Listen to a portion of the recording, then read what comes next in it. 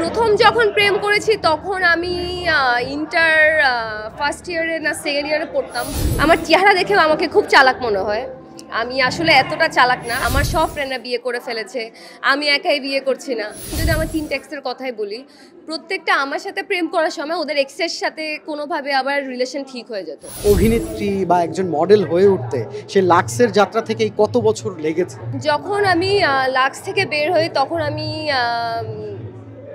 তখন আসলে এখন তো আসলে অনলাইন বা এখন আসলে ভাইরালের যুগ। এখন যে কোনো কিছু ভাইরাল হলেই মানুষ কাজে ডাকে।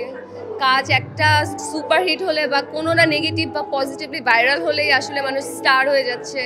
আমাদের সময় বলতে আসলে এত আগেও না, এটা আসলে 2-3-4 বছর ধরে হচ্ছে। বাট আমি যখন কাজ করা শুরু করেছি, যখন আমি প্রথম লাক্সে ছিলাম, তখন আসলে ব্যাপারটা এরকম ছিল না। তখন আমাদের একটা পেপারে শ্যুটও করার জন্য আমাদের যেতে হতো। ছোট ছোট কাজ করেছি আমি। প্রথম উপার্জন কত টাকা করেছিলেন? 3000 টাকা হবে আমার প্রথম উপার্জন। আমার কাছে ভালোই ছিল, কারণ 3000 টাকা আমার কাছে মনে হচ্ছিল যে এই বয়সে 3000 টাকা তো অনেক টাকায়। জন্ম এবং বেড়ে ওঠা কোথায় মূলত? আমার জন্ম কলকাতায়, আমার বেড়ে ওঠা বাংলাদেশে। আমার ঢাকায় বেড়ে ওঠা। ভিকারুননিসা কলেজ অ্যান্ড স্কুল থেকে আমি পড়াশোনা করেছি। ইস্ট ওয়েস্ট ইউনিভার্সিটি থেকে আমি পড়াশোনা শেষ করেছি। এখানেই আমার সব কিছু। কলকাতাতে আসলে কোন সময়টাতে ছিলেন বা কত বছর পর্যন্ত ছিলেন? আমার বাবার ফুল ফ্যামিলি ওখানে থাকে আর আমার মার ফ্যামিলি এখানে থাকে। সো আসলে একটা মিক্স অ্যান্ড ম্যাচ আছে।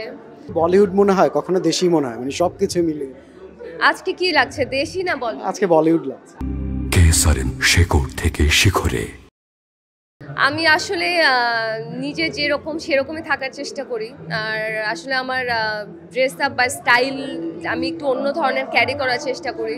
সচরাচর প্রত্যেকটা আর্টিস্ট যেভাবে ক্যারি করে, আমি চাই একটু ডিফারেন্টলি নিজেকে উপস্থাপন করতে।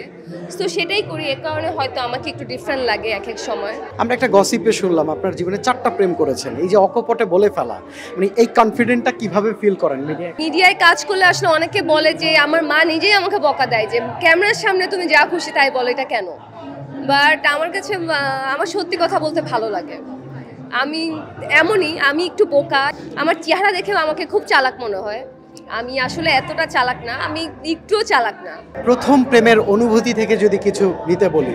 প্রথম যখন প্রেম করেছি তখন আমি ইন্টার ফার্স্ট ইয়ারে না সেকেন্ড ইয়ারে পড়তাম। প্রথম প্রেম আসলে কি ছিল? হাত ধরা, রিক্সায় ঘোরা, এর থেকে বেশি কিছু তো আর ছিল না। সো আমার যে প্রথম বয়ফ্রেন্ড ছিল, ওকে বেসিক্যালি আমি চুজ করছিলাম, ও আমাকে চুজ করে না। আমি চুজ করেছিলাম যে ও আমার বয়ফ্রেন্ড হবে, বিকজ আমার খুব ইচ্ছা ছিল যে একটা সুন্দর একটা ছেলে আমি বয়ফ্রেন্ড বানাবো।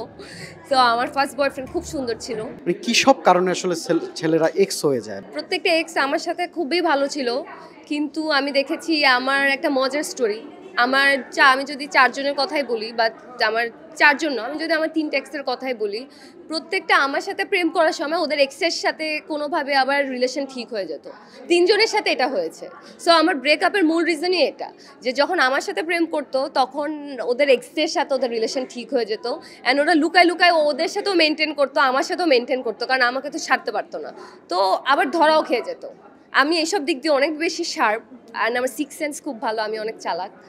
সো এই কারণে আসলে ব্রেকআপগুলো হয়েছে।